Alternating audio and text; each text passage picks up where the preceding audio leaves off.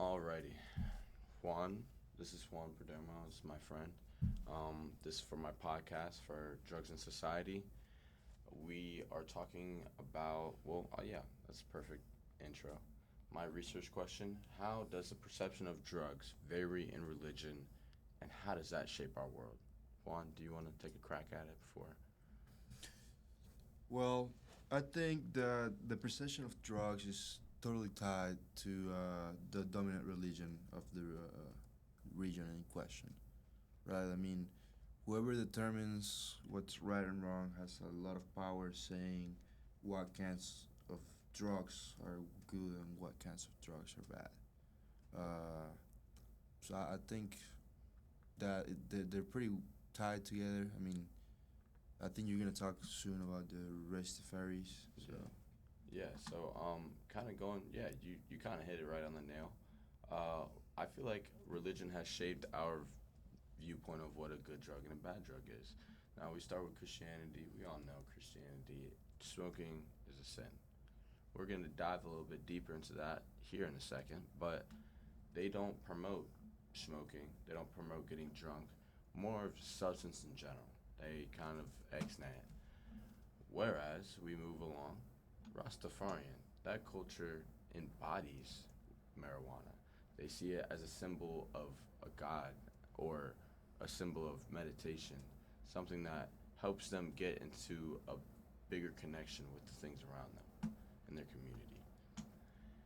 But I wanted to kind of talk about how these contrasting views kind of leave people in marginalized areas. You have the mainstream religion, Christianity, being no substances, and then B, I mean, there's a lot more examples. Do you have any examples like Rastafarian, like that use substances for uh, religious experiences? two come to mind right away, and they're both from here, from the America. I know there's a tribe here in the North America region, a Native American tribe that they use tobacco. They use nicotine. Uh, Nicotine dreams. they use it for rituals because when nicotine is consumed in copious amounts, it has hallucinogenic effects. So I know of them, and I also know that down in the south of America, like Argentina, Chile, and Paraguay, they also drink this tea, mate, yerba mate, which has a chemical called mateina, which is pretty similar to caffeine, and also wakes you up and kind of helps you deal with the labor hours. Okay. Okay. So yeah, kind of this mainstream versus all these sub, I guess you could say, religions that don't hold as much stake into the society, into the what our morals are. How that kind of mushes together when we're trying to make an inclusive world, a global kind of a place where anybody and everybody can, harmonize, whether they live in one spot or another. That kind of brings me to this site that I found. This is my non-academic, one of my non-academical articles. It talks about the biblical perspective of marijuana and how it's not usually. It doesn't necessarily anything about marijuana itself, but it talks about self-control, which I guess the site believes if you use marijuana, you're not gonna have that much control against it. Yeah, well, I think what I've read in the Bible about drugs is the Bible doesn't really talk about a single substance specifically, not even alcohol. I mean, there are some mentions of wine throughout key chapters, but the Bible doesn't really tell you whether you use a drug or not. It just tells you that whatever you do, try to stay away from evil. Mm-hmm. Mm, evil is really subjective. What is evil? But the way I've interpreted it is evil can be mental impairment, Okay. not being aware of your surroundings, the situations you're in. That's evil. That kind of brings me to this little graph they also have on this visual that they have on this website, the Bible and marijuana use. Well, you start scrolling, yeah, you get some quotes, and reject every kind of evil, just like you said. Well, evil is a very strong word. If Very you, broad word too. yeah, very broad, strong and broad. You put evil over something like marijuana that these Rastafarian people use, then now people start thinking like people like them are evil. Well, that kind of gets me into my prehistory of drugs and why our society right now is the way it is. I mean, there's some explaining that we could do. Like, the reason why we don't, that people are still suffering from incarceration from marijuana. There's reasons why. So I have this here. Let me go full screen. I have this article from my professor. It's called "The Prehistory of Drugs," and first it talks about how psychoactive drugs are used as an enhancement. But when we first, well, now modern day, when we first ran into these psychoactive drugs, they were first seen as toxic plants, something that one person tried and they felt what it was. It's a toxic that the plant has to protect itself, but for us, Yeah. it doesn't affect us the same way that it does certain species. Yeah, like hot sauce, for example. Exactly, like hot sauce. It's a defense mechanism that we've learned to exploit. Hmm. And so we kind of think about how what first plants were ingested and like how this kind of triggers what is good, what is bad. But this is before. I mean, what they're talking about is before we even had any distinctive like categories of what drugs were. Yeah. We're gonna scroll down a little bit more to 484. I'm pretty sure. Oh, ethanol, that's huge. Yeah, archaeological evidence, prehistory drugs. So we have evidence of drugs being used by shamans, traditional healers, doctors, all these people using the medical benefits from these toxic plants. Well, how are they being used? Modern times, we got them for social, ceremonial, recreational, and medical reasons. Let's scroll down a little bit. We start seeing that it's used. Wait, what is it? In the ceremony, here it is. Ceremonial vessels. So, as people are dying, they would use intoxic plants as a ceremony, and it would be an all-inclusive thing. Like they're not dying; they're just being passed over, almost. Like smoking the peace pipe. Exactly. And then we've got these shamans that I don't know about you, but when I was growing up, shaman it wasn't a bad word, but these weren't people that were good guys. There's evidence in Disney movies where shamans are like the bad guys. I don't know where it came from, but I know that I have it in my head that was a Like thing. the connotation of the world has. A negative connotation. But we get to European Paleolithic rock art. These are created by Homo sapiens. This is before any kind of cognition of what a drug was. People were still using drugs, making rock art to express how they were feeling. So we start to think like drugs have been prevalent in human society for a very long time. And so how do we get all these different categories of what's good, what's bad? Let's kind of let's kind of bring that in. Here, I want to start down here first. 6 and 7. Here we talk about the Greek culture. And when they were referencing drugs, they would call them ethnogens or God within, inspired by God. I have a little mini story that we got from our class, one of the readings. It was talking about, it was like a Bronze Age. During the Bronze Age, there was like a ritual that Greek people would do. They would go down to this room not in the house, but it was like I don't know what they would call it. It was like a ritual place. They would go down and they would start seeing things, being down there for like 2, 3 minutes, and they would start seeing things, and they think they're talking to the gods. Well, there was a little study that happened, and it showed that there was a within the tectonic plates there was a gap, and it would let gas out. I don't know what Mm. specific kind of gas, but it would make them hallucinate and kind of see things. So they didn't know that though, but they used religion to explain the things that they didn't understand, to try and understand the things they didn't understand. So that's where I kind of, what do you have to say about that? So the Greeks using religion as a source or like as a medium to try and understand the things that we don't really understand at first sight. I mean, it's a great approach to seeing substances. I think they didn't have the idea of substances and chemicals and the effects they did to your body. Uh, but that phenomena of using religion to explain the things that we don't understand, I mean, we see that almost in every religion.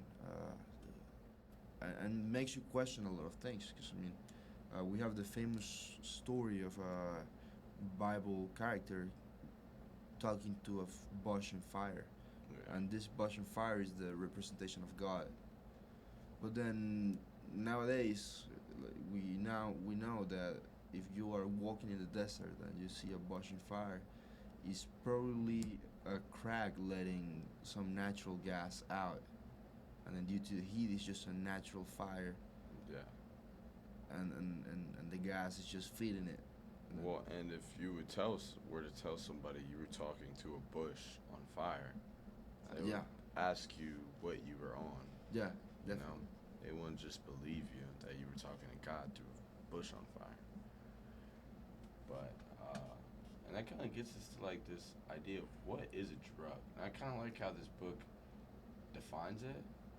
It's something that's used or consumed to alter the mind or body. Mind being, I guess, soul, because this is how at least I feel like your soul is conceptualized within your mind. So So we're talking here about the difference of drugs that have psychoactive effects and like drugs that have like a more of a body, body effect yeah, kind of thing. Yeah, so like steroids and exactly. those kind of things. And oh wait, I didn't get into the division part.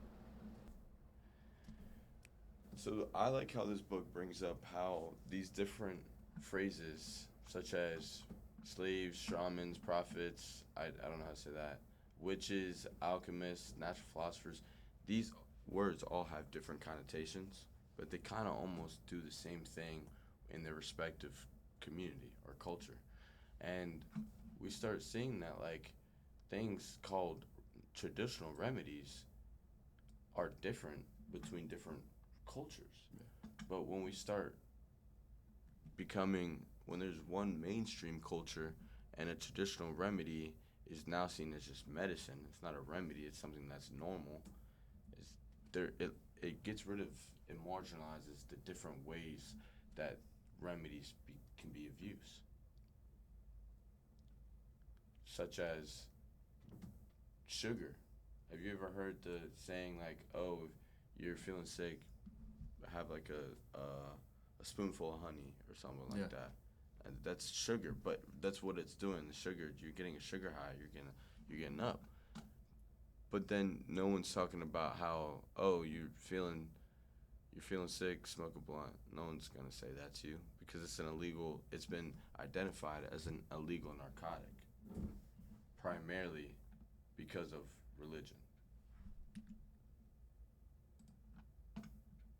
Which brings me to how religion and government have kind of unintentionally taken weed into a bad place. So, this guy, Harry J. Anslinger, he was the first head of Federal Bureau Narcotics, which is now the DEA. If you know the DEA, they have basically no rules and they crack down on anybody in the world with a lot of drugs. But Slinger, or I don't know how to say his name. He would talk about cannabis consumers fueled by racism. So he would talk about how black and people and immigrants from Mexico were using marijuana to get women pregnant. But what is really going on here? The time period is 1930s, between 1930s and 1960s. This is a time where America is very racist. This is a time where like Black Panther, they're on the uprise. Like we're like black people are fighting for their civil rights still. This is Jim Crow almost, and we have black people again being connected to something that's sort of as devils. Immigrants being connected to something as devils through the use of the something that no one knows about, but black people and immigrants use it, so it's devil's lettuce. This is how this phrase has been coined. It's through systematic racism of America. How does that make you feel? Or do you have any thoughts about that? Yeah, definitely. You see a lot of otherism, right? In that time, alcohol usage was pretty common between Americans, and then since black people and immigrants from Mexico started using this other substance that didn't align with the values of the culture in that period, or the dominant culture in that period, you could say. Of course, they get that negative connotation of whatever they're doing is going to be associated with something evil, with something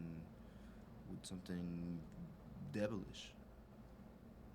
No, it's And that kind of just puts people like the Rastafarian people. I mean, I guess the people that follow the Rastafarian religion into this marginalized group of being devilish. Well, what if a Rastafarian? I mean, this would probably wouldn't happen. But what if a Rastafarian came to America and wanted to still resume his Rastafarian lifestyle? Would it be possible? Do you well, think? depending on the state. I mean, depending on the state and the legislature of that state. Because right now, consumption of drugs is pretty much broken down into two categories, which is medicinal and recreational. So the Rastafarian spiritual use of marijuana is not protected by the Constitution. Exactly. But you know what is protected by the Constitution? What is that? It's under the Bible. The last words of the Declaration of Independence is under one God. So that I mean that was a great example that I didn't even think about how our government is almost infused with Christianity and how it has kind of structured these policies that clash with societal views, and that's kind of what my whole project has been about. Is it's coming wrapping up. We kind of see that based on your religion is based on how you view the drugs in our society. Drugs can be seen as herbs that you use in cooking, and it can also be used as psychoactive drugs. But what is decided what's good and what's bad? Well, if the Native Americans had their religion was mainstream over the world, nicotine probably wouldn't be bad. Heavy nicotine use would be almost seen as spiritual. Regular. Yeah. Yeah, regular. If Rastafarians were mainstream religion, weed wouldn't have as much backlash as it does today. People wouldn't be in prison because of weed. It's crazy that people are in prison People for maybe something. could be in jail for alcohol. We don't Yeah. know. You never know. Maybe You think about Buddhism, they use poppy seeds, which is heroin. So like, if they used it, well, like we got to think about how the different uses. Like, I just feel like there's so much unexplored content that we could get from this conversation, but we do have a time limit. Juan, thank you for joining me. Do you have any last words about this before we wrap up? No, no. Ride bikes and enjoy life. Like to hear it, man. Sure. Alrighty, this is Dre and Juan signing out.